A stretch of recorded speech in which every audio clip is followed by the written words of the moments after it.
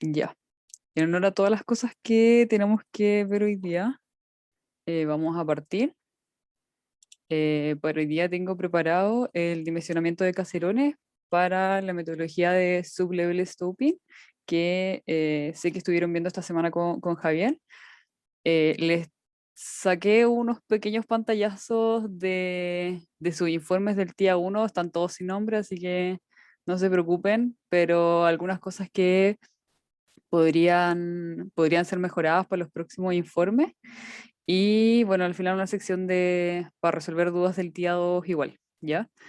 Entonces nos vamos a ir de lleno con el dimensionamiento de caserones y bueno, si tienen alguna duda me van preguntando ya. Eh, y es que, ok, yo en el sublevel stopping lo que tengo que hacer es ir sacando caserones. Estos eventualmente pueden ser rellenados, pero no necesariamente tiene que ser así.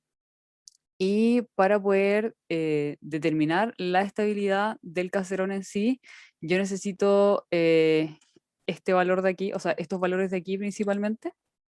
¿Dónde está mi lápiz? Acá. Necesito el n', que es el número de estabilidad, y obtengo este número de estabilidad considerando estos cuatro factores. Ya voy a ir tratando de hacer el símil con el TIA igual. Ups. Eh, por si hay cosas que todavía no quedan claras.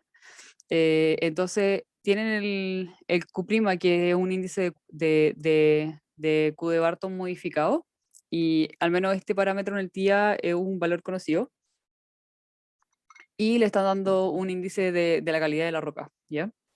Después tienen el parámetro A, B y C, que son parámetros que ustedes tienen que determinar, ¿ya?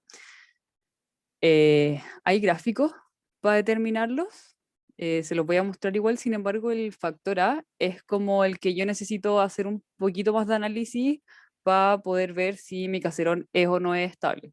Y quizás podría ser la parte que genera un poco más de conflicto, pero vamos a verlo aquí y espero que quede más claro, ¿ya? Entonces, bueno, aquí les muestran como de dónde viene el Q de Barton modificado, que considerando la calidad de la roca, como ya les decía, y algunas características de las discontinuidades eh, que aparecen en el macizo. Y entonces, voy a sacar esto, porque dice, ya. Entonces, aquí hay em, algunos gráficos empíricos que les sirven para poder obtener los valores de A, B y C. Y si se fijan, por ejemplo, para el factor A, ups, para el factor A, yo lo que necesito es el UCS, que es un valor conocido, pero además necesito el esfuerzo máximo inducido, ¿ya? Y este es el valor que nos podría generar un poco más de conflicto y es lo que tenemos que determinar para poder hacer esta relación y poder entrar a este gráfico, ¿ya? Bueno, después el factor B que tiene que ver con la orientación de las discontinuidades y el factor C que tiene que ver con las posibilidades de falla del macizo. Igual lo vamos a ver más adelante y probable que quede más claro. Entonces, otro de los parámetros que se ocupa, porque ya les expliqué que necesitamos el número de estabilidad, que es el n', y el valor que va a ir de la mano con esto es lo que le vamos a llamar el radio hidráulico. ¿Ya? Entonces, yo para poder determinar la estabilidad del caserón, lo que necesito es el número de estabilidad, el n' y el radio hidráulico. O sea, con estos dos componentes, yo debería ser capaz de determinar si mi caserón va a ser o no va a ser estable. ¿Ya? Aquí les puse este gráfico y en verdad este gráfico lo van a seguir viendo en el curso, y es que dependiendo del método de explotación subterráneo que ustedes están ocupando, van a determinar si ustedes quieren que eh, sus estructuras sean estables o que estas sean inestables y que provoquen caving, perdón.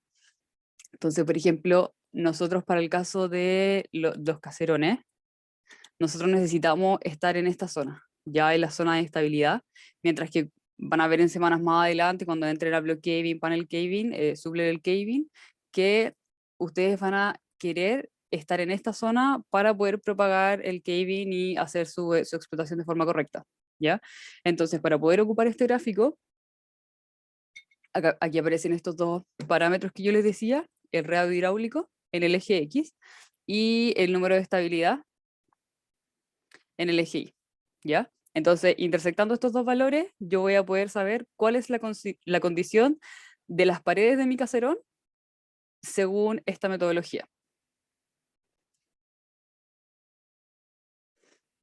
Eh, Siguiendo con esto, no sé si alguien tiene alguna duda o seguimos, ¿no?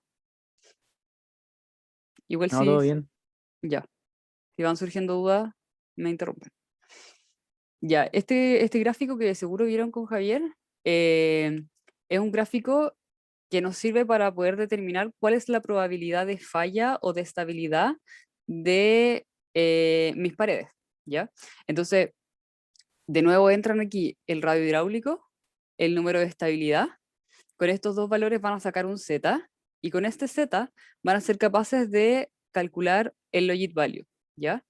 El logit value es nada más que esta ecuación de acá y este es el parámetro de entrada para entrar a este gráfico en el eje X, ¿ya? Entonces, por ejemplo, si ustedes tienen que, a ver, voy a coger otro color. Si ustedes tienen, por ejemplo, que el logit value es de 0,9, ¿ya? Ustedes trazan una línea, ¿cierto? Uh, esta línea debería estar derecha, ¿ya? Entonces trazan una línea recta hacia arriba y se van a dar cuenta que aquí chocan con tres curvas. Tenemos una curva verde, tenemos una curva roja y tenemos una curva azul. ¿Qué nos están diciendo estas curvas entonces? La curva azul me está dando la probabilidad de estabilidad de la pared, la curva roja me está diciendo la probabilidad de falla o de falla mayor de la pared y la curva verde me está diciendo la probabilidad de caving. Entonces aquí podemos ver, ¿cierto? Que para un logit value de 0,9 yo me encuentro en esta zona y esto me dice, ok, en esta zona tú tienes un 0% de probabilidad de que ocurra el caving, cosa que nos gusta si es que estamos trabajando con stopping, ¿cierto? Porque nosotros queremos que esto sea estable. Eh, Además, tenemos un 20-22% de probabilidad de que haya falla o de que haya falla mayor y existe un 78% de probabilidad que las paredes sean estables, ¿ya? Entonces, voy a borrar estas líneas que dejé acá. Se lee de la misma forma para el lado izquierdo, ¿ya? Lo que sí, algo importante es que a nosotros nos gustaría estar en este lado. No sé si se fijan que hay una línea negra, como un poco más marcada, una línea negra vertical. A nosotros nos gustaría estar desde ahí hacia la derecha, ¿ya? Porque desde ese momento nos dice que la probabilidad de que la pared sea estable es mayor que la probabilidad de que haya falla. Entonces, estando dentro de esta zona, nosotros podemos decir que el caserón es estable, ¿ya? No sé si hay dudas con la lectura del gráfico, que es Eh, importante. Connie, ¿cómo calculo mi estabilidad en base a este gráfico? ¿Cómo calculo? O sea, es con la, perdón, intersectar con la línea azul. Sí, o sea, por ejemplo, mira, vamos a verlo igual en el ejercicio, quizás va a quedar un poco más claro, pero tú, obteniendo el logit value, tú podías entrar al tiro a este gráfico y decir, oye, ¿sabéis que en verdad no estoy acá? Lo voy a poner con otro color. Estoy acá. Mi logit value es de, no sé, 0,95, ¿cachai? Entonces, eso me está diciendo, ok, que yo tengo un 96% de que la pared sea estable y tengo solo un 4% de que ocurra falla o una falla mayor y 0% de gaming. Y Ok, sería. Igual hagamos el ejercicio y si siguen dudas vemos otra forma de explicarlo, ¿ya? ok, con gracias. Ya, bueno, estoy segura que ya se lo había mostrado, pero vamos a hacer un ejercicio hoy día igual y quizás queda más claro si es que no lo han hecho todavía para el día. Esta es una metodología, Tabacoli, que estudió el comportamiento de los pilares horizontales de la minería subterránea y considerando el supuesto de que una viga empotrada, de que el techo es una viga empotrada en sus dos extremos, él llegó a esta relación, ¿ya? ¿Qué es lo que me importa o cuál es el valor que yo debería sacar de esta ecuación? Es el valor D, que es el espesor del crown pillar o de la losa. Me llegó una pregunta por el, por el correo que me preguntaban, ok, ¿cómo defino eso? Que es el safe roof span, que esto en verdad tienen que tomar algunos criterios ustedes, pero si yo veo mi caserón en planta, ¿cierto? Yo podría ver una figura así y, y el S puede ser el ancho, eh, pongámosle que este es el ancho, podría ser el largo, si es que esto es mayor a eso, pero también podría ser la luz máxima que se llama, que vendría siendo como la máxima apertura del, del caserón. Y se fijan, dado que a mí me interesa este valor, si yo despejo, si yo despejo esto, me va a quedar como D igual, voy a inventar, pero, o sea, es algo cierto en función de S. Entonces, mientras el S sea más grande, el espesor va a ser más grande, ¿cierto? Entonces, eso depende igual como de qué tan conservador es la persona que está haciendo el cálculo en verdad. O sea, si alguien quiere tomar la luz máxima, está bien. Lo puede justificar diciendo que este es como el valor máximo de la apertura y además es como que el valor máximo que me va a entregar para un espesor en función de, o sea, como si es que los otros parámetros se quedan constantes, ¿ya? No sé si queda claro. Pero alguien podría decir, oye, ¿no sabéis qué? Yo creo que con el ancho o con el largo estamos bien, como que quizás no es necesario sobredimensionar. En verdad tiene que ver solo con el criterio de la persona que lo esté desarrollando. Pregunta, en el R tenemos que pasar del UCS al módulo de flexión. Sí, sí hay unas relaciones Ya, para pasarlo. ya. ¿Tú tenías alguna Eh, idea más o menos como cuál es el orden de que tiene que dar de ¿cómo se llama? De grueso el crown pillar? no, pero lo que sí tengo es, hay un gráfico junto con este estudio, mira, voy a ver si, que creo que lo abrí en la tarde. Eh, les voy a compartir aquí denme un minuto, que tenía algo, bueno, lo cerré. Ah, no, mira, esto, lo voy a pegar en el chat, que es, en verdad, no tienen que leerlo entero, pero es el documento de esta investigación, ¿ya? Y en este documento hay un gráfico, que en verdad puedo ponerles el gráfico igual, pero por si alguien quiere entender cómo qué es lo que está pasando o cómo se llegan a esos valores, hay un gráfico que relaciona igual estos parámetros y que quizás los podrían ayudar. Eh, bueno, al final voy a buscar el gráfico para seguir viendo lo que tengo preparado, pero lo voy a anotar. Pero lo vemos después cuando lleguemos a la parte de la resolución de dudas del TIA, ¿ya?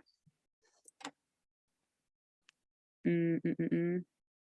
No sé si queda alguna otra duda con esto, No. ¿no? Ya, bacán. Ya, vamos a pasar al ejercicio 1 y junto con el ejercicio, además de estudiar la estabilidad, vamos a estudiar también, vamos a hacer el cálculo de una losa, que en verdad es muy simple, y vamos a calcular la dilución también, ¿ya? Así que hay hartas cosas que ver con el ejercicio.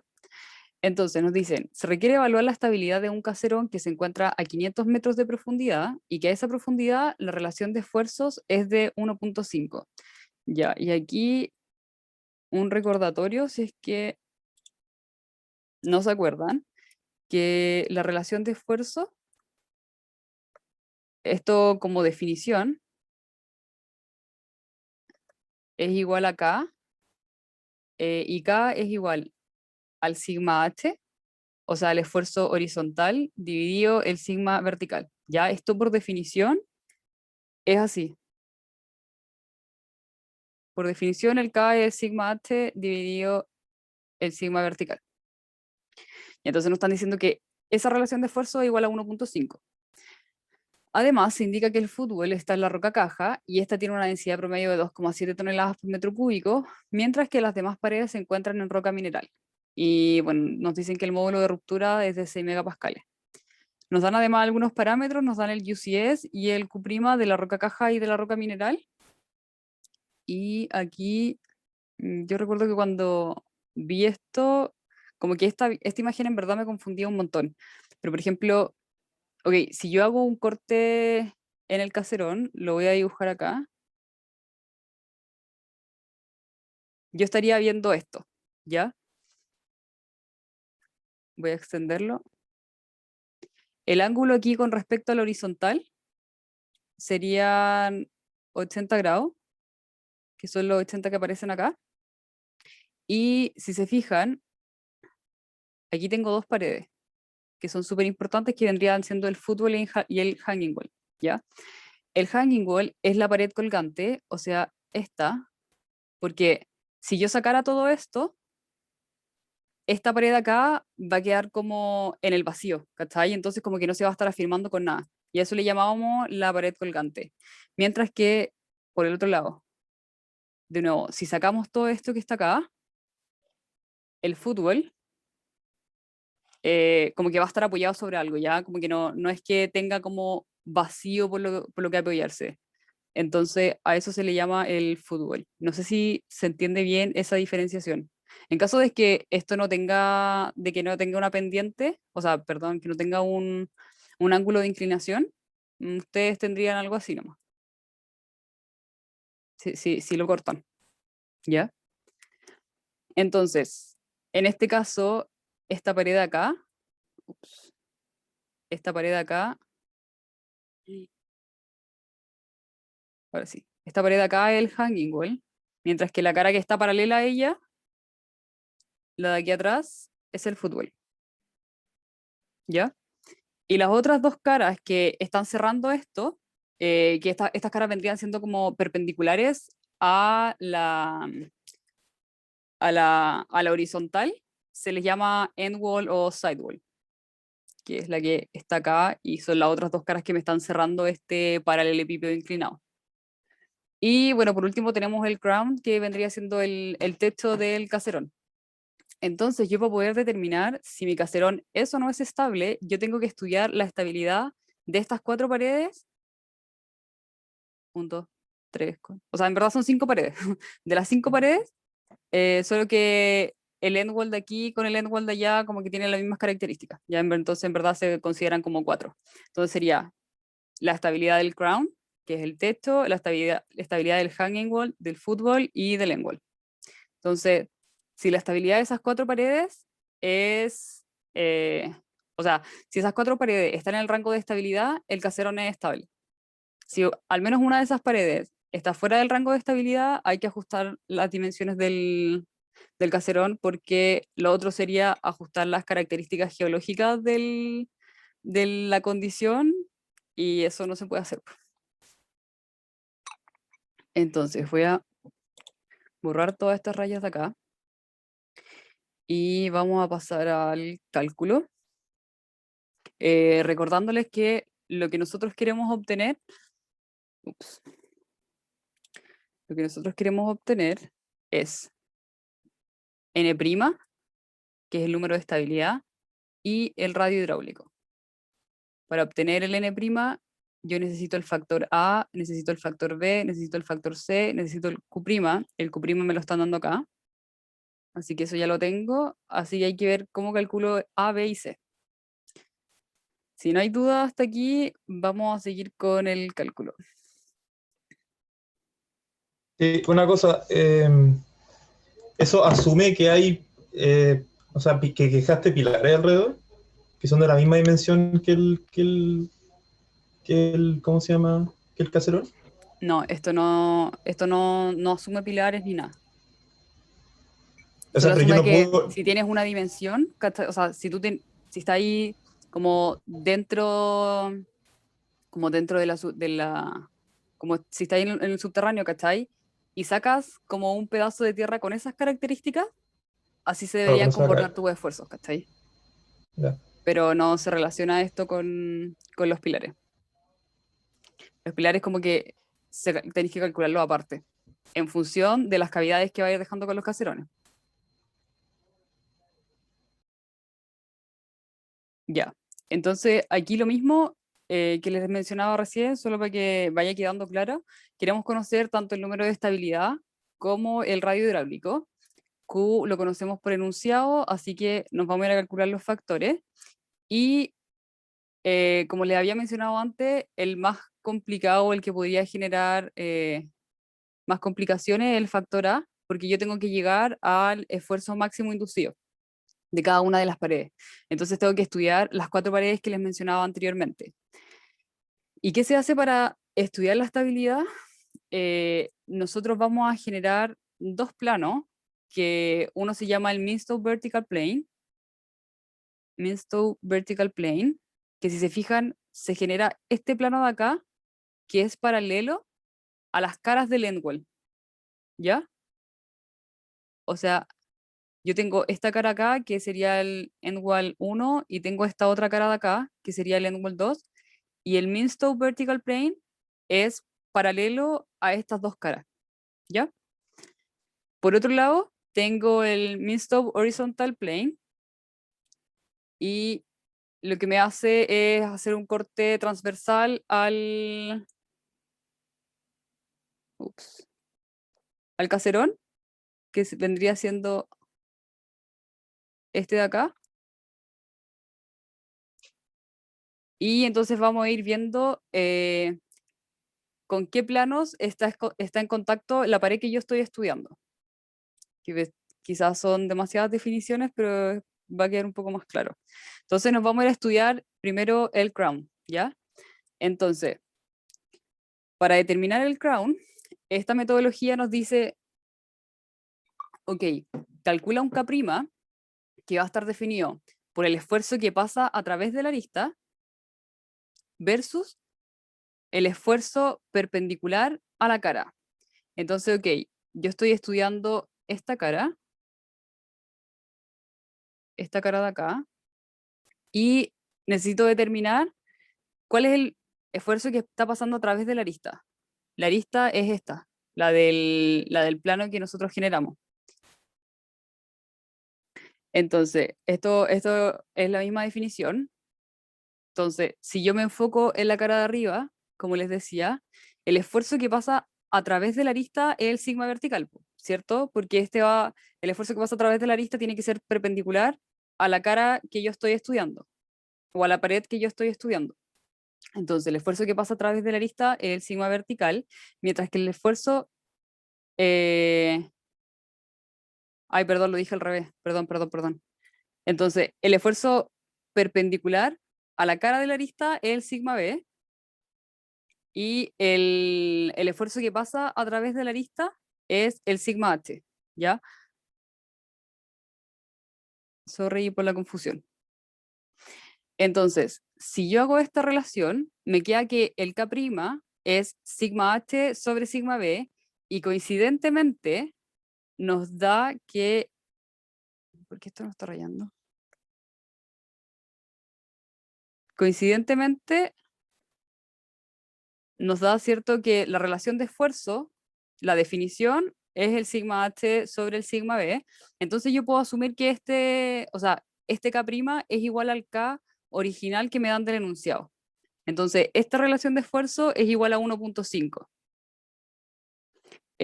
¿Por qué nos sirve esto? Porque después tenemos que entrar a un gráfico que nos pide este valor.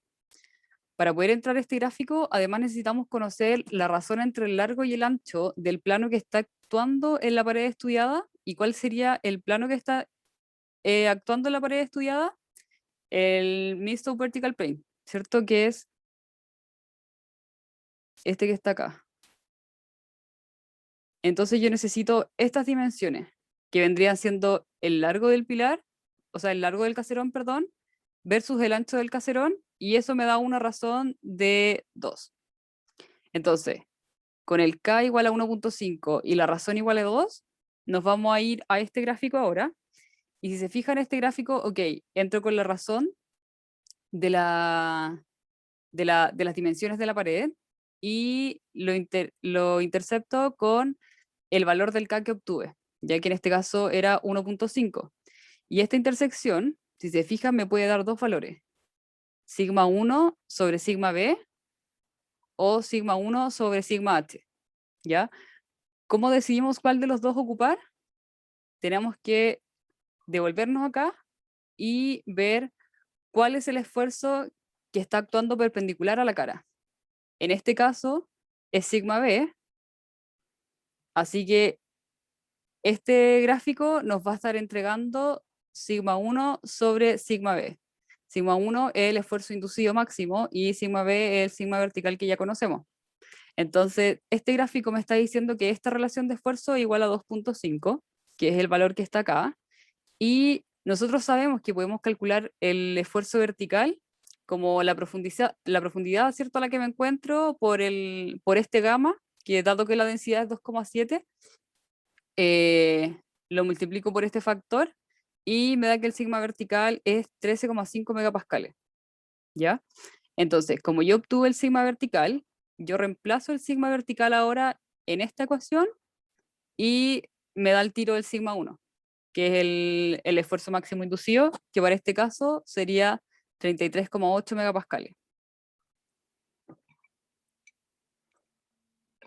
Y hasta ahí estamos listos y podemos seguir a la otra pared hasta que recolectemos todo esto, esfuerzo 1 inducido de las 4 paredes y hagamos un análisis de las 4 paredes, ¿ya? ¿Quedó alguna duda? ¿Demasiada información?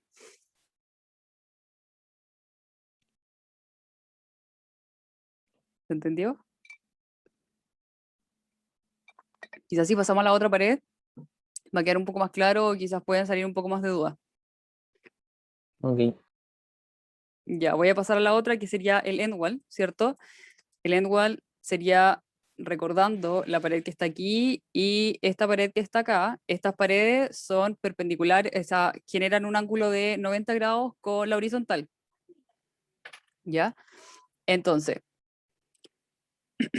si se fijan en esta pared, tanto en la de acá como en la de atrás, el plano que está actuando es el Minsto Horizontal Plane, ¿ya? Que vendría siendo este de acá. Entonces nos hacemos la misma pregunta. Determinamos el K' considerando el esfuerzo que pasa a través de la arista y el esfuerzo perpendicular a la cara. Entonces, para este caso, tanto el esfuerzo que pasa a través de la arista, que es el que está acá, ¿cierto? Indicado con la flecha, es igual al esfuerzo perpendicular a la cara, ¿ya? Que es el que está entrando. Si se fijan, los dos están entrando como por el mismo lugar al final, como que están rodeando el caserón, por así decirlo. Esto, ojo que en la realidad no necesariamente es así, no necesariamente el esfuerzo horizontal que va a entrar por este lado es igual al que está por este otro lado. Ya, pero el enunciado no nos indica que es de forma contraria, así que podemos asumir que es el mismo valor. Entonces, dado que son el mismo valor, los dos son los esfuerzos horizontales, yo voy a tener que la nueva relación entre los esfuerzos es igual a 1, ¿ya? Entonces, basta con encontrar la relación entre el largo y el ancho del plano que estamos estudiando, que recuerdo, tenía esto, que recuerdo que era este de aquí, que es el Mean-Slope Horizontal Plane, y me da que la razón es igual a 1.3 o cercana a 1.3. Me voy de nuevo al gráfico y ahora, si se fijan, en vez de intersectarlo con la 1.5 que teníamos antes, lo intersecto con k igual 1. Y bueno, yo dije que a priori la relación de esta relación de esfuerzos debería estar por acá y me da que la relación entre el sigma máximo inducido y el horizontal es igual a 1, ¿ya? Aquí si se fijan, para este caso, para el caso del end wall, dado que el esfuerzo perpendicular a la cara es el sigma horizontal, lo que me va a estar arrojando el gráfico va a ser sigma 1 sobre el sigma horizontal. Entonces, perdón. ¿Qué hacemos en este caso? Tenemos esta relación. Podemos calcular el sigma vertical de la misma forma que lo calculamos antes, de hecho, del mismo valor. Y yo digo, ok, conozco la relación de esfuerzos original, que es sigma horizontal sobre sigma vertical, y con esto puedo obtener el sigma horizontal, ¿cierto? Porque el sigma vertical no me va a variar. Entonces, reemplazando este valor en esta ecuación de acá, obtengo el sigma máximo inducido para este caso, o sea, para esta pared, que vendría siendo 20,3 megapascales.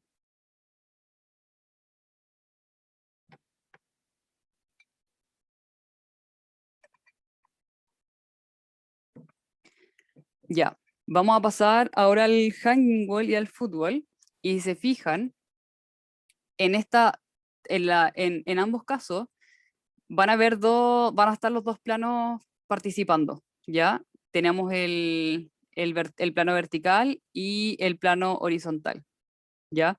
Entonces tenemos que estudiar ambos casos.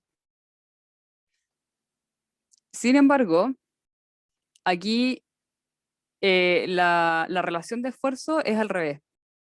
Si se fijan, antes definíamos el K' como el esfuerzo que pasa a través de la arista partido del esfuerzo perpendicular a la arista, y ahora se define como el esfuerzo perpendicular a la cara partido el esfuerzo que pasa a través de la arista. Entonces, para el caso del mean-slope vertical plane, ups,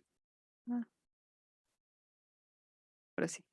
Para el mean-slope vertical plane, la relación sería, ok, el esfuerzo perpendicular a la cara es sigma h, mientras que el esfuerzo que está pasando a través de la arista es el sigma vertical, ¿ya? Entonces, aquí nuevamente la relación del K' es la misma definición del esfuerzo, de la relación de esfuerzos, perdón, así que el K', parece que a esto se le está yendo la pila. Así que el K' es igual a, igual a 1.5. Entonces, evaluamos de nuevo, denme un segundo. Evaluamos de nuevo cuál es la razón entre el ancho y el largo del mean-slope vertical plane.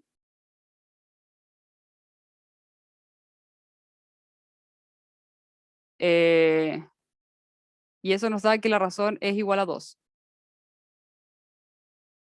Entonces, bueno, ahora nos cambia el gráfico, ¿cierto? Dado que nos cambia la condición la definición del K, nos cambia el gráfico, pero es la misma lógica. O sea, yo entro con la razón de los lados, lo intersecto con el K que obtuve, que en este caso es de 1.5, y nuevamente esto me da el sigma inducido sobre el sigma vertical o el sigma inducido sobre el sigma horizontal.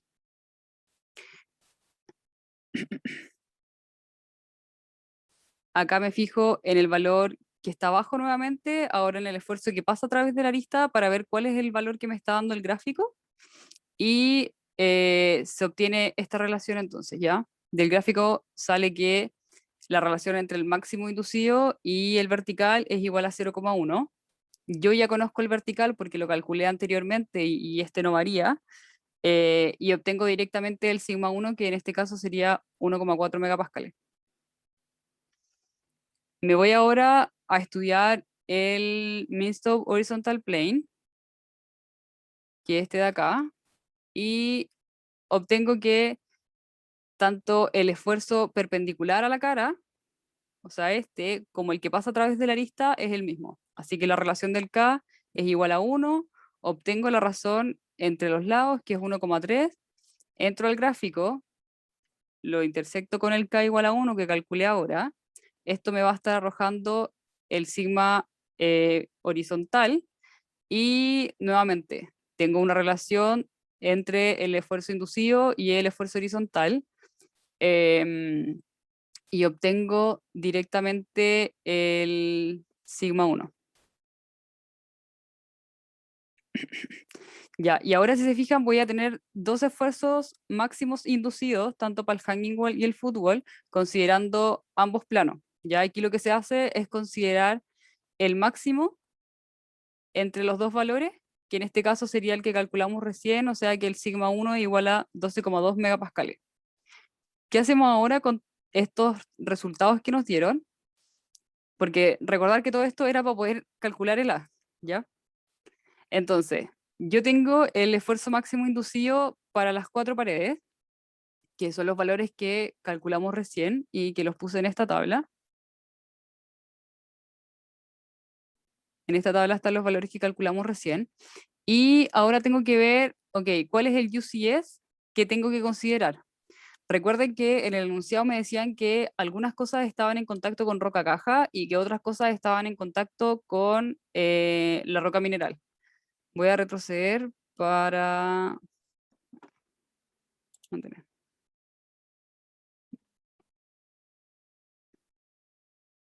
¿Por qué dejé de compartir?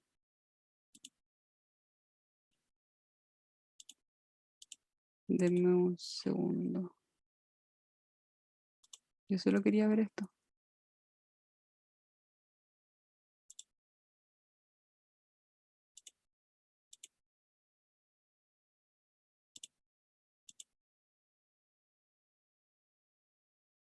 Eh,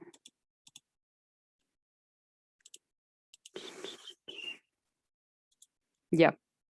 Entonces, me decían que el fútbol está en la roca caja, o sea, tiene estos parámetros, y que todas las otras paredes estaban en roca mineral.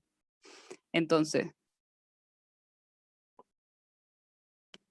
me voy a mi tabla resumen y digo, ok, el fútbol es el único que estaba en contacto con la roca caja, así que este UCS es igual a 120 megapascales y el resto es igual a 100 porque están todos en contacto con roca mineral.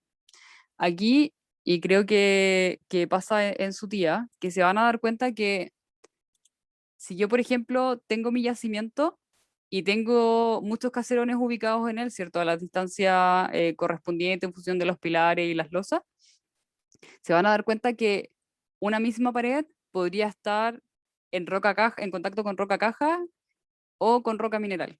Ya, ahí lo que yo les recomiendo es que evalúen ambos casos y vean si es que hay algún caso que es más crítico que el otro. O sea, si es que alguno de los casos me da que no es estable y el otro me da que sí es estable, o sea, ese caserón igual debería ser modificado en sus dimensiones. Porque al final no me va a estar entregando estabilidad como para todas las condiciones del yacimiento. Entonces, conociendo el UCS, conociendo el sigma máximo inducido, calculo esta relación y recién con esta relación yo puedo entrar a este gráfico de acá y calcular el factor A. Entonces, por ejemplo, para el primer caso, el Crown me dice que la relación entre el UCS y el sigma máximo inducido es de 3. Entonces debería estar por acá 0,2, que es el valor que está acá. Lo mismo para el otro, este es casi 5, debería estar por acá 0,4 y bueno, así. Determinamos todos los factores A entonces para las paredes. Recién ahora nos podemos ir al factor B. Connie, Sí, dime. ¿soy yo o no cambia la pantalla? Ay, ¿y qué estoy Está pegando a mostrando? diapo 9. Ah, porque no están viendo cómo pasó las diapositivas. Po. No. Qué bonito. A ver, denme un segundo. Gracias, Pipe, por el aporte. Eh, bueno, yo ya les conté que en otro curso estuve así hablando 20 minutos y tuve que empezar todo de nuevo. ¿O no? Desastroso. No. Así que gracias por avisar con tiempo. Y ahora ven en modo presentación. Ahora sí. Sí, ahora sí.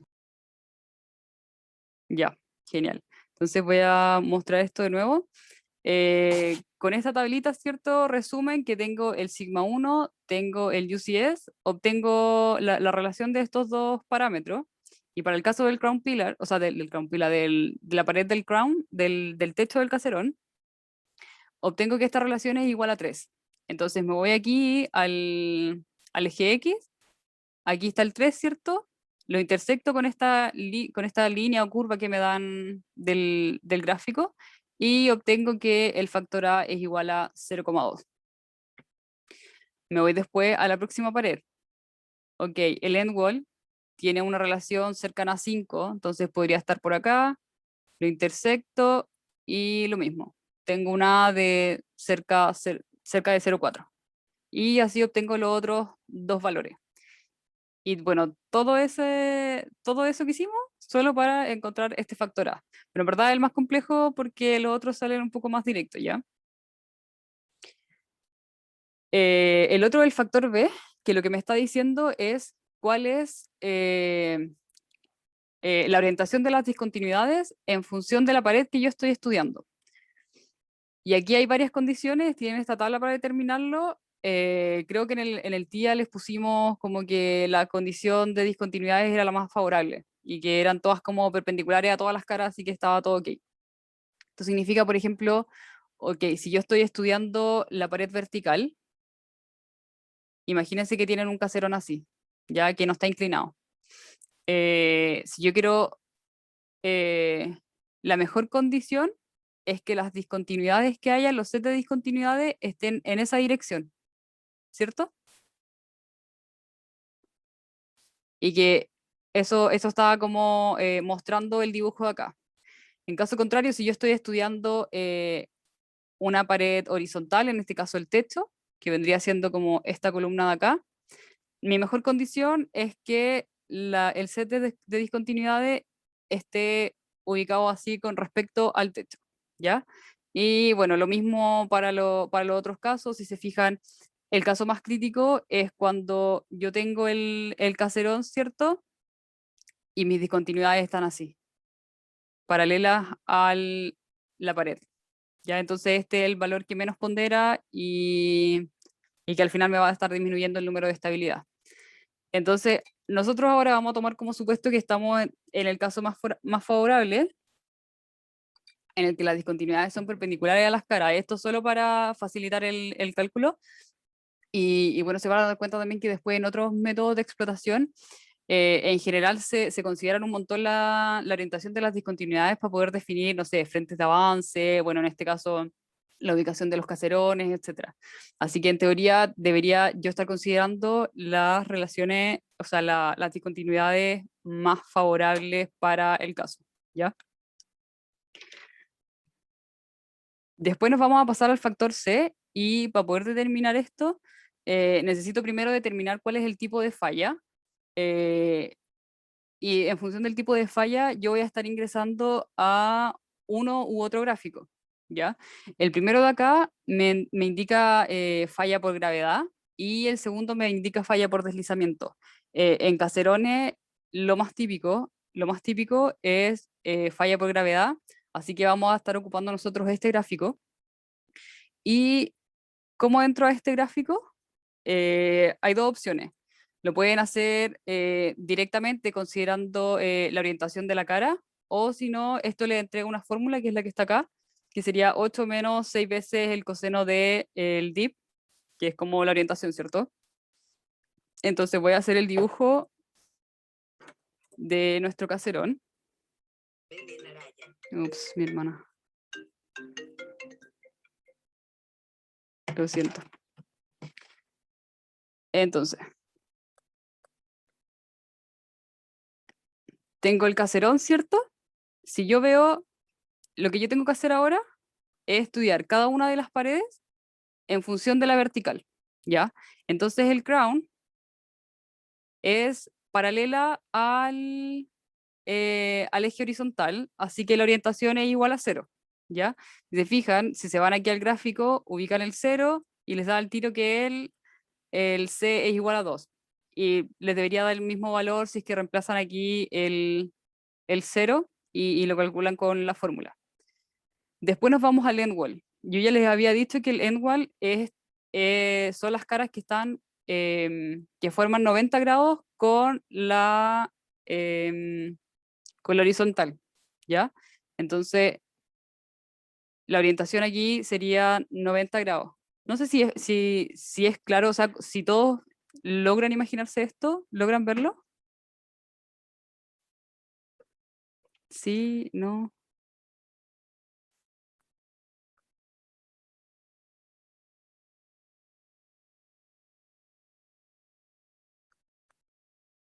Bueno, no sé si este gráfico es el más bonito, pero al final las caras que van a estar inclinadas es el hanging wall y el foot wall. El end wall van a estar siempre, siempre perpendiculares a la horizontal, ¿ya? Entonces, esto es 90 grados. Denme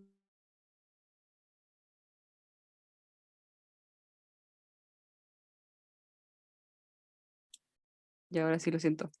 Entonces, después nosotros tenemos cierto que el hanging wall es la pared colgante y en el enunciado, en el dibujito que nos decían inicialmente, nos decían que este ángulo valía 80 grados. Entonces, desde la horizontal hasta el hanging wall tengo 80 grados, que es el valor que está acá. Y para el caso contrario del foot wall, yo calculo este valor acá, que es mayor a 90 grados. Y si yo tengo un ángulo mayor a 90 grados, considero el valor máximo que me da este gráfico, que es 8, ¿ya? Y de esta forma calculo todos los valores de C. Y eso sería todo. Con esto ya estamos, pero ready para poder calcular el número de estabilidad, porque conocemos el Q del enunciado, calculamos el A, calculamos B, calculamos C. Así que ahora tenemos un número de estabilidad distinto para cada una de las paredes, ¿ya?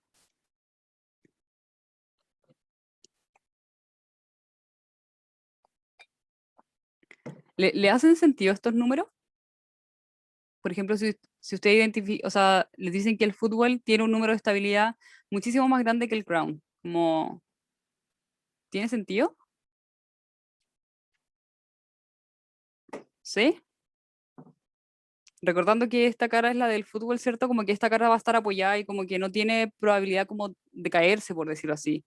Versus el crown, que está recibiendo como la mayor cantidad de los esfuerzos verticales, ¿cierto?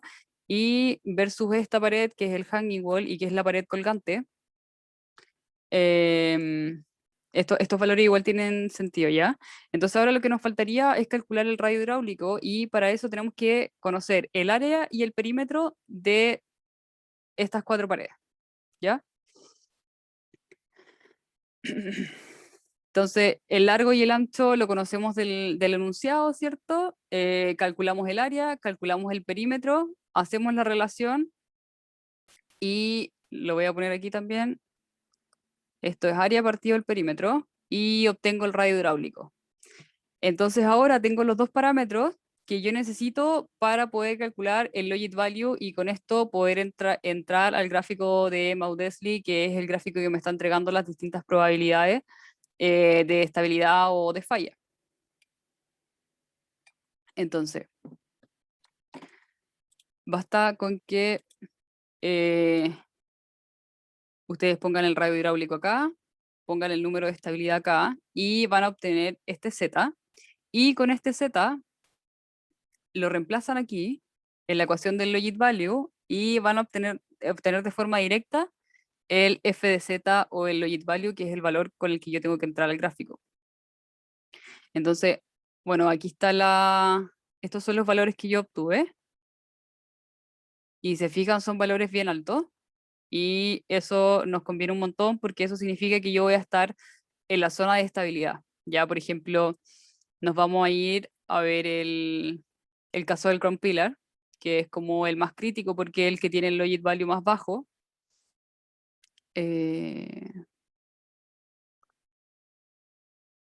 Si se fijan, el logit value para el Crown es de 0,91, aquí está 0,90, así que debería estar por acá. Si yo trazo una vertical, sorry el pulso, aquí chocamos, acá, acá y acá con la verde. Tengo 0% de probabilidad de caving, genial, porque quiero que esto sea estable. Tengo entre 15 y 20% de que ocurra 15-20% de probabilidades de falla mayor. Y por aquí estoy 85% más o menos por ahí de probabilidad de que el caserón sea estable. ¿Ya? Entonces, dado que todos mis caserones están en esta zona de estabilidad, yo puedo decir que mi caserón es estable. Y con eso terminamos de definir la estabilidad del caserón. No sé si quedaron dudas. ¿No? Igual quizás fue mucho. Pero bueno, si no hay Sí. dudas, dime. Pero por ejemplo, en el caso de que tenga solamente una cara que queda fuera de la zona estable, eh, el caserón ya en sí viene siendo, o sea, no es estable el caserón entero, o solamente defino la cara. No, si una de tus paredes no es estable, el caserón no es estable. Así que ahí tenéis que cambiar las dimensiones de tu caserón. De Ya. caserón entero, no podéis cambiar como solo de una pared, porque si cambiáis una dimensión, quieras o no, te va a cambiar igual las dimensiones de otras paredes.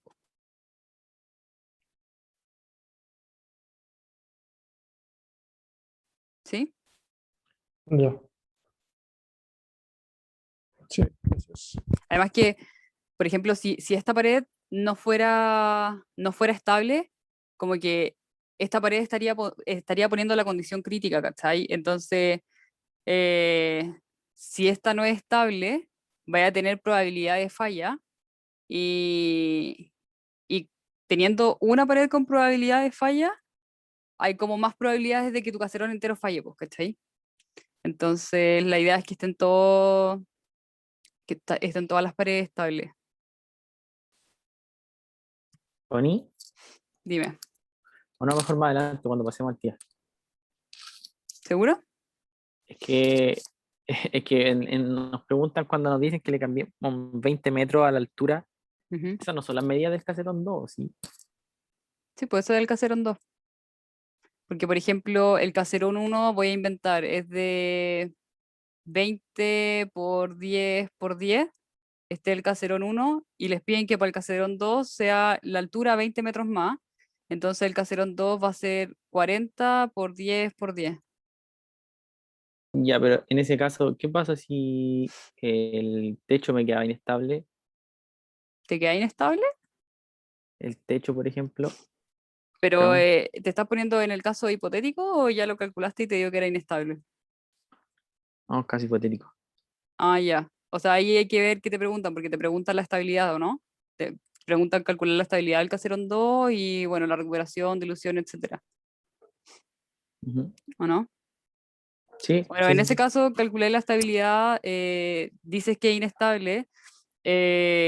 Lo que yo haría al menos si es que es inestable, calcularía igual la recuperación y las otras cosas que me piden y además eh, trataría de identificar como cuáles son las razones de esa inestabilidad y qué se podría hacer para una eventual propuesta de una dimensión de Caserón 3, ¿cachai? Que no es necesario o sea, no es necesario que calculen todas las cosas que tienen que calcular para ese Caserón 3, pero dar condiciones de Caserón 3 que sí sean estables. No sé si se entendió Ok. o me enredé. Ujú.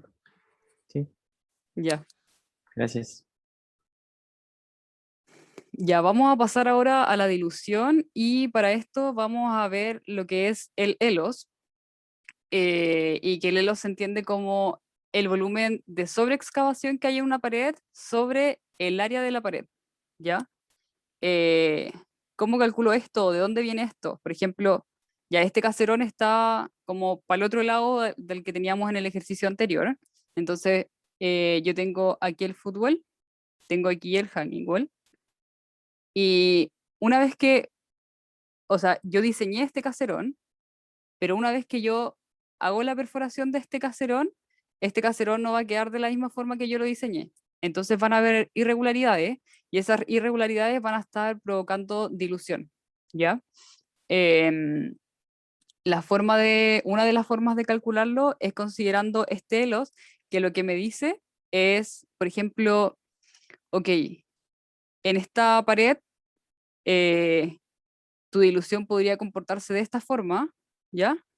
Pero con el ELOS tú lo que puedes hacer es como estandarizarlo, ¿ya? Como estandarizar este delta extra que voy a estar sacando y al final decir que esto va a tener como un comportamiento lineal, ¿ya? Entonces, bueno, creo que hice muchas líneas y que quizás se podrían confundir. Ahora sí. Pero si se fijan, por ejemplo, aquí está el ELOS, que lo que me dice es, ok, tú vas a tener como, vas a estar sacando en verdad todo esto, pero podemos estandarizarlo y decir que tu sobreextracción va a tener como un delta en la dirección de esta pared que es lineal. ¿Ya? Entonces, aquí tenemos otro grafiquito. Si se fijan, vamos a seguir utilizando los parámetros que habíamos ocupado antes, que vendría siendo el radio hidráulico y el número de estabilidad.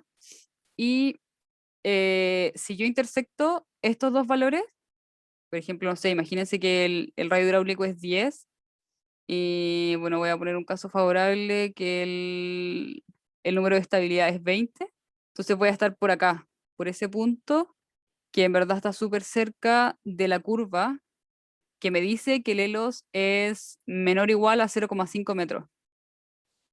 La curva siguiente me dice que el Elo es igual a 1 metro y la siguiente me dice que el Elo es mayor a 2 metros, ¿ya? Sin embargo, ustedes si se fijan aquí entre medio tienen varios puntos, estos fueron con datos, son datos medidos, como datos reales, entonces, por ejemplo, no sé si quedan en un punto, a ver, aquí, uno donde no haya tanto, no sé, si quedan por acá, por ejemplo, si se fijan están rodeados de 0,1, entonces ustedes podrían decir que podrían aproximar el ELOS a 0,1, ¿ya? Entonces el ELOS es un valor que ustedes van a sacar del gráfico y vamos a ver qué hacemos ahora con ese dato entonces. Ok, yo voy a estudiar el área de mis 4 paredes, ¿ya? Del crown, del end wall, del hanging wall y del foot wall. Voy a estudiar, voy a calcular el área, voy a determinar el radio hidráulico, que en verdad es un parámetro que yo ya calculé antes, ¿cierto? El número de estabilidad yo ya lo conozco. Aquí yo estoy ocupando los mismos datos del ejercicio que hicimos recién. Entonces, este dato y este dato son conocidos. Y entonces, en función de estos dos valores, yo ingreso al gráfico, por ejemplo, ok, un radio hidráulico de 4,3, que podría estar como acá, ¿cierto? Y el número de estabilidad es de 6,2. Entonces esta parte es logarítmica. Entonces aquí tengo 1, aquí tengo 10. Entonces 2, 3, 4, 5, 6. Por aquí debería estar el 6, ¿cierto? Entonces la intersección de estos dos valores me va a quedar súper cerca de la curva del 0,5, ¿ya? Entonces alguien podría usar 0,5, alguien podría ocupar algo un poquito más bajo, podría ser 0,4. Pero ahí depende como del ojo que tengan para ver el gráfico, ¿ya? Yo puse que era 0,5, entonces, ¿qué hice después? Ok, voy a dibujarlo aquí mejor para... No puede estar al revés.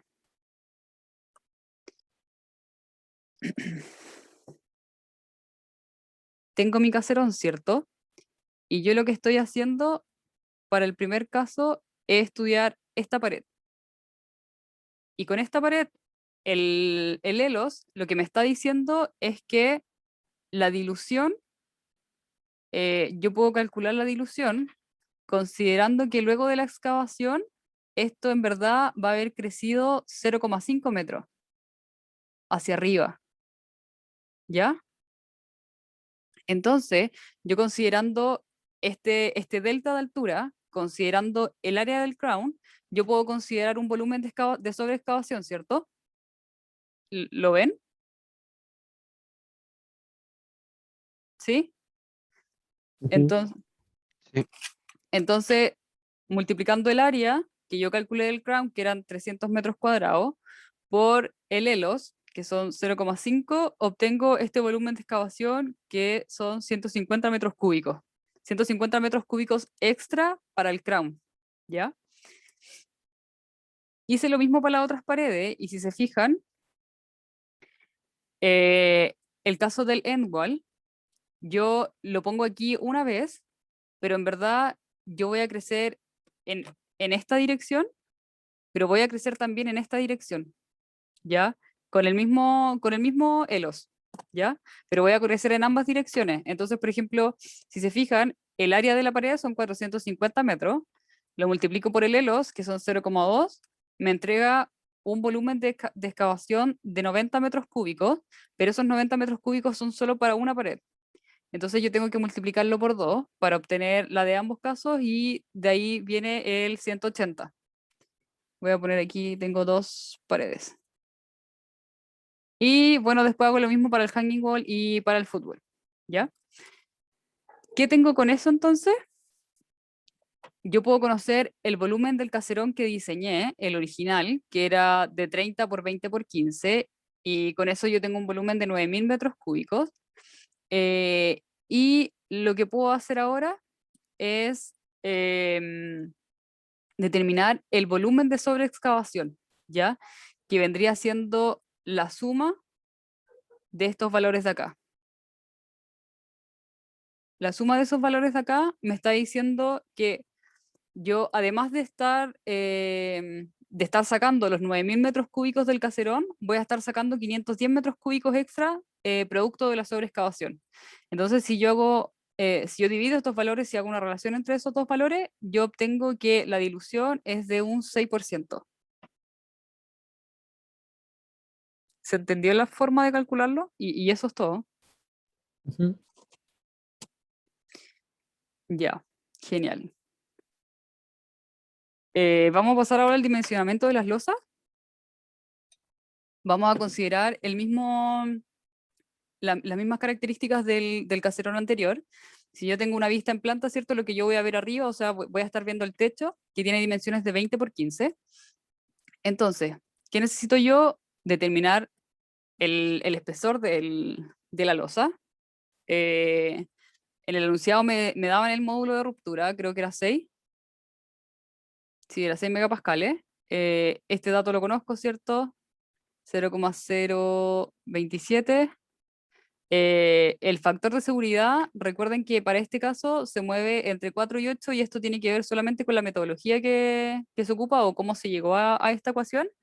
Y el Safe Roof Span, en este caso lo vamos a calcular como la diagonal. ¿Ya? ¿Por qué vamos a considerar la diagonal en este caso? Porque va a ser siendo muy conservadora, me va a entregar un ancho, un espesor mayor del diámetro, o sea, un espesor mayor de la losa, perdón.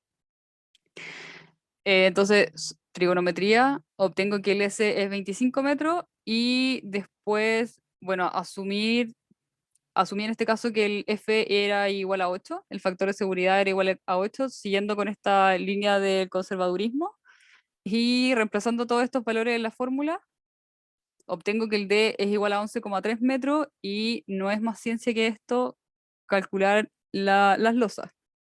O sea, no se compliquen más que eso. Busquen una buena relación para justificar cómo pasar del UCS al módulo de ruptura.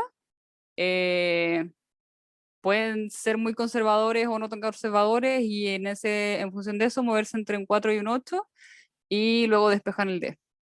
Y ya está. No sé si tienen dudas.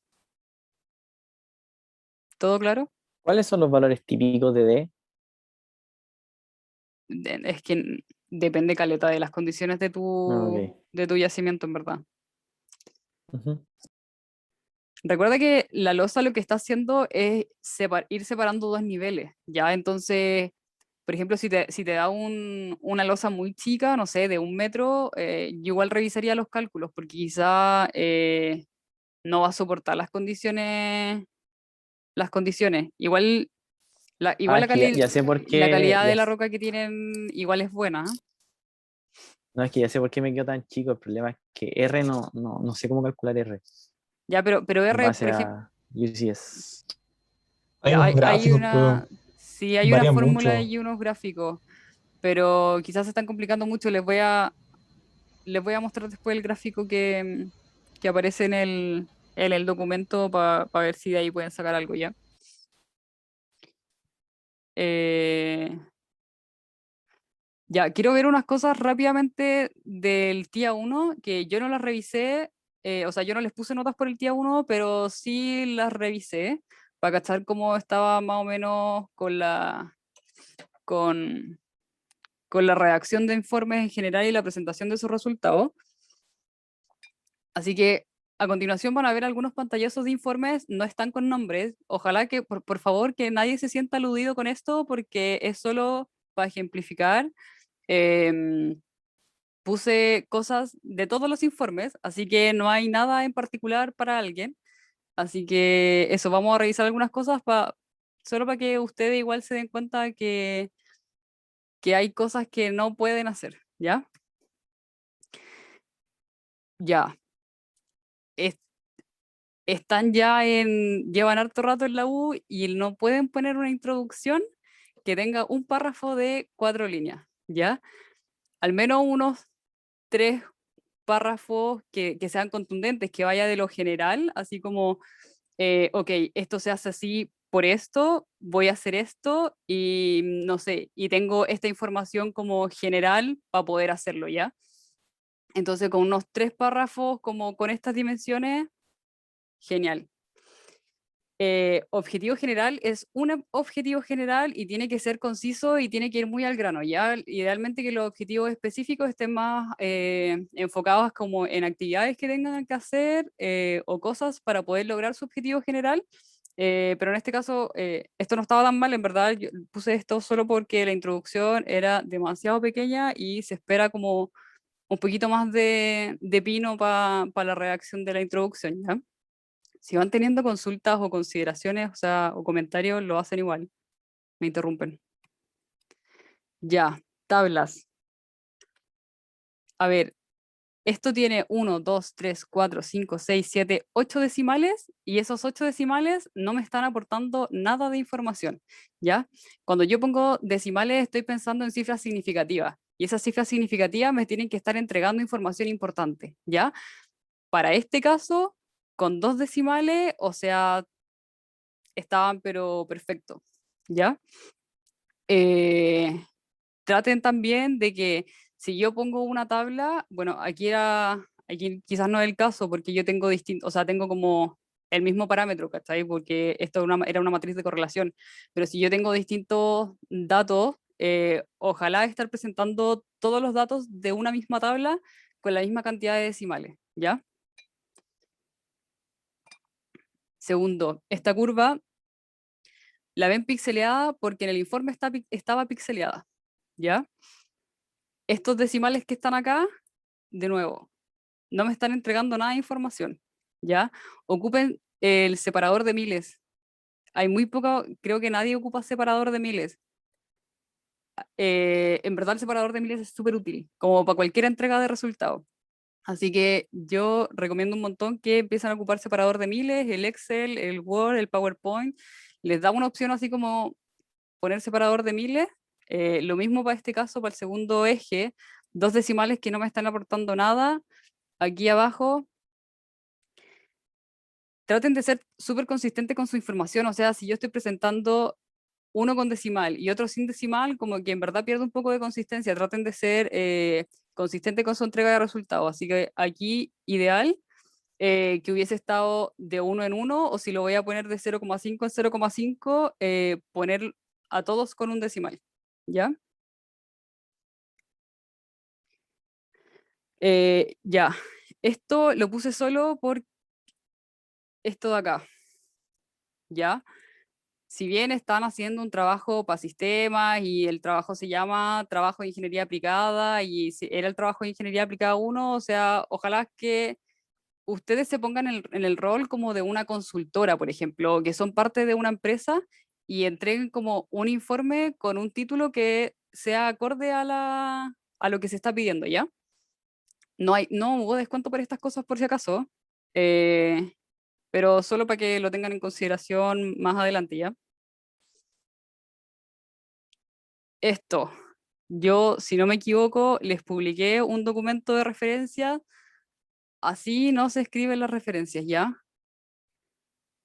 Tienen que poner un poquito más de detalle, ojalá que no miren esta parte de las referencias tan a huevo, porque después en verdad ustedes van a tener que escribir un montón de cosas más adelante, quizás en el trabajo, qué sé yo, y es súper importante que pongan bien sus referencias, ¿ya? Como para la persona que va a estar revisando su documento o para estudios futuros en función del documento que ustedes generaron. Y con esto, por si acaso, yo no estoy pidiendo que nos entreguen una lista de 20 referencias, o sea, si ustedes ocuparon una o dos, está bien, pero solo hagan la referencia correspondiente. Segundo, aquí también no se ve nada porque en el informe no se veía nada, ¿ya? O sea, dedito para arriba porque indicaron a dónde estaba el norte en la foto que ustedes estaban mostrando. Eh, pero ideal que cuando pongan vistas en planta, pongan separado como, esto es una vista en planta, esto es una vista longitudinal, esto es una vista transversal, y que los elementos de las fotos se vean bien. O sea, esto apenas se ve, los valores que están aquí, lo mismo, y esto es un enredo, esta foto es un enredo que nadie entiende. Ya, de nuevo, estas curvas. Si no ven los datos es porque en el informe tampoco se veían bien los datos. Estos datos de acá están, estos son toneladas, pero tienen como 9, 12 ceros. Y si tienen datos con esa cantidad de ceros, divídanlos. Pónganlo, en vez de ponerlo en tonelaje, pónganlo en millones, o sea, en toneladas, pónganlo en millones de toneladas o en miles de millones de toneladas. Pero la idea es que los datos sean lo más fácil de digerir para la persona que está mirando el informe. Lo mismo en este caso, o sea, ¿qué es eso? Ley media de oro y tiene como 8 ceros para la derecha, o sea, y es porque lo pusieron en porcentaje. El oro se presenta, la ley del oro se presenta en ppm, ¿ya? Entonces, si esto hubiese estado en ppm, quizás esta parte del gráfico hubiese quedado muchísimo mejor y hubiese arreglado también la parte de abajo, ¿ya? Em, ya, aquí de nuevo, cifra significativa. Ah, y además de la cifra significativa, ¿qué es la kurtosis? O sea, todo lo que yo pongo en el gráfico, o sea, en el informe, lo tengo que ir analizando y tengo que ir hablando de ello. O sea, ¿qué información me está entregando la kurtosis? Yo sé que tiene que ver una cuestión con la pendiente, o sea, con la cuestión del gráfico que genera, de la distribución de no sé qué chucha, pero, o sea, yo no entiendo qué me está entregando ese parámetro. Lo mismo con el coeficiente de asimetría. O sea, si alguien identifica perfecto que me están diciendo estas cosas y cree que la densidad tenga un coeficiente de asimetría de menos 0,6, genial, pónganlo, pero díganme, así como, oye, ¿sabéis qué? El coeficiente de asimetría de la densidad es súper bajo y esto significa esto, ¿ya? Lo mismo los decimales. O sea, todos estos decimales que están acá no me están aportando ninguna información. Eh, y eso, solo recalcarles en verdad que todo lo que ponen tiene que estar entregando información y tiene que estar entregando información de calidad, y además ustedes tienen que hacer un análisis y hablar de la información que ponen en todos sus elementos. Ya, esto, lo mismo, o sea, no lo mismo en verdad, pero los recursos no se reportan de esta forma, ¿ya? Yo les puse una foto en el auxiliar, no me acuerdo, creo que fue el auxiliar 1, pero en la primera columna va la caracterización: medido, indicado, inferido, medido más indicado, más inferido. Las unidades no van acá, ya menos si se repite la misma. O sea, yo pongo acá tonelaje, y aquí pongo, ok, estos son millones de toneladas y pongo los números correspondientes. Después lo mismo con la ley y así, ¿ya? Y bueno, esta foto cae igual en la categoría de una de las que le mostré antes como vista de plata. Ya, pero ¿qué vista? ¿Es la vista transversal? ¿Es la vista longitudinal? ¿Es la vista en planta? ¿En qué cota está esta vista? Ya, eso también es súper importante. Y ojalá que bueno, que sí le pueden cambiar el fondo para que se vea más bonito. Y ya, esto otra cosa. Esto, si se fijan aquí arriba, son dos páginas consecutivas. Esta es la 13 y esta es la 14. Habían 6 curvas que me estaban indicando, o sea, 6 curvas de tonelaje para distintos elementos, y después no había ningún análisis y se saltaba el tiro a la siguiente sección. ¿Ya? Es importante que si ustedes van a poner algo, sea figura, sea tabla, sea gráfico, sea ecuación, no, ecuación no tanto porque va como más en la metodología, pero cualquier elemento que le esté aportando información a sus resultados o que pueda ser parte del análisis, ustedes tienen que comentarlo, ¿ya? O sea, no basta con poner fotos o gráficos de cosas que sacaron en el Excel o en cualquier cosa que hayan ocupado y pegarlas. No es como un copy-paste de gráficos y de tablas del Excel. Es lo que importa es el análisis que ustedes pueden hacer de estas curvas y de estas figuras y de estos gráficos, ¿ya? Y bueno, así, aquí eso era todo con respecto al TIA 1. No sé si alguien tiene algún comentario o alguna duda o qué sé yo. Si igual si van escribiendo el informe y tienen dudas como de formato o, oye, debería poner esto o no debería poner esto otro, igual pueden escribirlo. De hecho, hay gente que me escribe así como, oye, no sé cómo presentar bien esto, como no sé si esto está bien o tiene sentido. Otra cosa, que todo lo que yo pongo en los anexos, tengo que haber hablado de ello en alguna parte de mi informe. En los anexos tampoco, no se pegan cosas porque sí o para rellenar el informe, o como para que uno piense que hicieron más cosas. El anexo es solo para poder descongestionar la información que yo estoy poniendo arriba. Entonces, por ejemplo, perfectamente aquí esta persona podría haber puesto quizás solo la del cobre, justificando por qué pusieron solo la del cobre y haber tirado todo esto a los anexos, pero de igual forma haber comentado el comportamiento de estas curvas aquí en el análisis, ¿ya? Eso. Yo no sé si igual es algo que conversamos con Javier, si está claro de cómo se presentan las vistas, o a qué nos referimos cuando hablamos de vista longitudinal, transversal y en planta. En verdad algo súper importante como para el curso y para otros ramos. No sé si se entiende. Puedo explicarlo igual si están con duda. Voy a hacer un dibujo muy sencillo y voy a tratar de hacerlo rápido. Eh, Voy a exagerar con el dibujo para que se entienda. Si yo tengo esto, que es un paralelepípedo, y yo quiero hacer una vista en planta, lo que yo estoy mirando es la pared de aquí arriba, ¿ya? Entonces mi vista en planta debería verse así. Le voy a poner número a esto. Esto es X, esto Y y esto es Z. Entonces yo debería ver esto, siendo este Y y este X. Ahora, si yo veo, si yo pido una vista transversal, lo que yo tengo que hacer es cortar esto como en el espesor del dibujo, ¿ya? Como en la parte más corta, por decirlo así. Entonces yo estaría cortando esto así, ¿cachai? Entonces estaría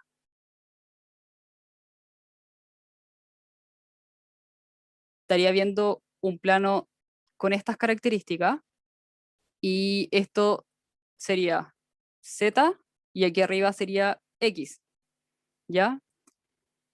Mientras que para el caso longitudinal, yo lo que tengo que hacer es cortar la cara más larga. Y en este caso la cara más larga, ¿cierto? Es el I y me quedaría algo así. Entonces la longitudinal sería esto Z y esto I, ¿ya? Así que, bueno, ojalá que tienen que presentar vista igual en el TIA 2, así que ojalá que esto les pueda servir. Y ahora sí pasamos a dudas que puedan tener del TIA 2. ¿Algún programita, Connie, como para dibujar que no sea Paint? Programito para dibujar. Bueno, está AutoCAD. Si es que no saben ocupar AutoCAD, bueno, quizás no hay tiempo de aprenderlo. Igual hacer dibujo en 2D en AutoCAD no es tan complejo, así que si alguien quiere ver algunos videitos en YouTube, apaña un montón. Pero sabéis que yo lo que ocupo harto para hacer dibujos es PowerPoint. Porque PowerPoint como que te permite mover cosas, puedes igual como saber cuáles son las dimensiones y hacer alguna relación como con tus tamaños, o sea, con tus dimensiones originales. Y igual tiene varias herramientas como para insertar cosas. En verdad no se pide un dibujo tan elaborado, o sea, se pide un dibujo que sea bonito a la vista, que tenga las dimensiones y que se acerque como a la realidad, ya, o sea, que esté bien como, que esté bien hecha ay, ¿cómo se llama esto? El, ay, ¿cómo se llama? Cuando yo tengo, por ejemplo, 1 es a 10, ¿cómo se llama? Razón. ¿La escala? La escala, Sí. eso, que la escala Ah. tenga sentido. Tiene que tener escala. Sí, o sea, tampoco es como que tengan que poner ahí cuál es la escala, pero, o sea, que tenga sentido si es que lo están haciendo, por ejemplo, en, no sé, en PowerPoint. Insisto en el ejercicio del PowerPoint porque yo lo ocupo un montón. Si lo están haciendo ahí, como que los datos tengan sentido nomás, ¿cachai? No es que se pongan a calcular, no sé, como píxel por píxel cuánto es, no. Ni que pongan ahí tampoco como cuál es la escala que tiene, pero que tenga sentido nomás. Pero que Ok. sea explicativo también, ¿no? O sea, que Sí, pues, se pueda entender el diseño ya.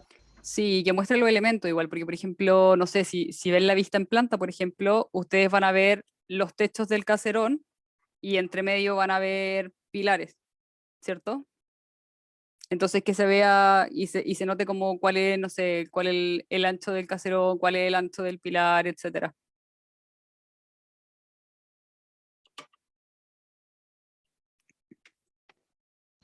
Tenemos que calcular pilares y todas esas cosas con el área tributaria, con ese método. Sí, Ya. Ah, la del Roma Pilar. claro. Connie, el tema del beneficio, Ujú. estuve viendo unas ecuaciones y como que igual tenían hartas como ¿Ecuaciones de incógnitas qué? para calcular el beneficio. Ya, a ver, ¿qué necesitáis para calcular el beneficio, ingreso y costo? Los Sí, costos los podéis sacar, ¿cierto? Sí, los podéis sacar, po. En verdad, tenéis que darte datos como de benchmarking, porque para los ingresos que necesitáis, la ley de cobre que te la dan, necesitáis la recuperación metalúrgica que también te la dan, te podéis dar un precio del cobre, eh, info de precio de cobre, hay un montón eh, súper actualizada además. Y para los costos te podéis dar un costo mina que ande, no te vaya a dar $2 la tonelada, no ves cómo anda porque como en los es muy 20, ¿no? bajo. Sí, el profe igual pone un par de datos de costo como de los métodos. De hecho, creo que se los debe haber mostrado Y como en las últimas costo planta, clases. esas cosas. Sí, un costo planta de benchmarking Ujú. igual. No te Ok. compliques tanto con eso. O sea, siempre justifiquen los datos. En verdad eso es lo más importante. Como si van a ocupar $8 eh, por tonelada, o sea, ¿de dónde vienen esos $8 ya? Y traten de que los valores tengan sentido, o sea, no vayan a poner un costo mina para su level stopping de $100 la tonelada, porque es Ah, carísimo. Es carísimo, además, no es el método más caro ya. y mi última duda, Connie, el tema del R con el UCS, no sé si lo podrías mostrar, Ya, deja buscar por el. favor. Por mientras que lo busco, que tengo el archivo aquí abierto, si tienen más preguntas, me las van haciendo y voy a intentar buscarlo y responder a la Connie, vez. Dale. entonces lo del tema del tiempo worst case y best case, ¿también lo hacemos por benchmark? Sí, esa es la idea. Igual no es necesario que modifiquen todos los Ya. parámetros, pero quizás sí los que ustedes consideren más relevantes o ¿Cuántos casos ya más o menos? hicieron, mm, no sé, no definimos número de casos en verdad, o sea, número de parámetros en verdad, pero traten de quizás identificar cuáles son los que están aportando más al tiempo de ciclo o cuáles se podrían ver más afectados, por ejemplo, si es que la forma de operación es más eficiente. Eh, ¿Qué más podría ser? Tu. Bueno, ahora no se me ocurre nada, en verdad, nada más, pero no sé si alguien ha pensado en alguna otra cosa, o si alguien ya hizo esa parte. Yo pensé en ocupar PERT, no sé si lo cacháis, ¿Kert? pero PERT, PRT, que es como típica cuestión que ocupan para como estimar tiempos de proyecto y cosas así. No, cacho, en verdad. Y no sé, siempre te tienes que tirar con como con un peor caso, un caso optimista o uno pesimista, y tú le Ya, asignáis sí. peso a ¿cómo se llama? Los promediáis. Y claro, en general las cosas son como asimétricas. Siempre el pesimista, no sé, pues más peor que que sería el optimista. Sí, Entonces, pues, pues o si sea, uno puede. O sea, esa es la Claro. idea, pues como que puedan ponerse en distintos casos, pero por ejemplo, en algún principio habíamos puesto en el TIA como, ok, considere que el best case, todos los parámetros son 15% más eficientes y el worst case son 15% menos eficientes. Pero al final como que esa relación como que te sube y te baja al tiro 15%, po. Entonces la idea es como que agreguen valores como particulares para algunos parámetros, ¿ya? Ahí traten, yo les recomendaría que quizás vieran algún documento de ciclos de avance. Hay un montón de tesis como de ciclos de avance. Entonces ver, siempre ahí hay como quizás un rango, también se estudian como este peor caso o mejor caso y quizás eso igual podría servirles.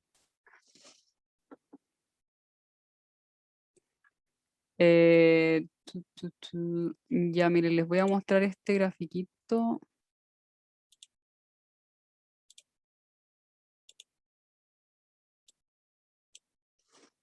¿Están viendo, cierto?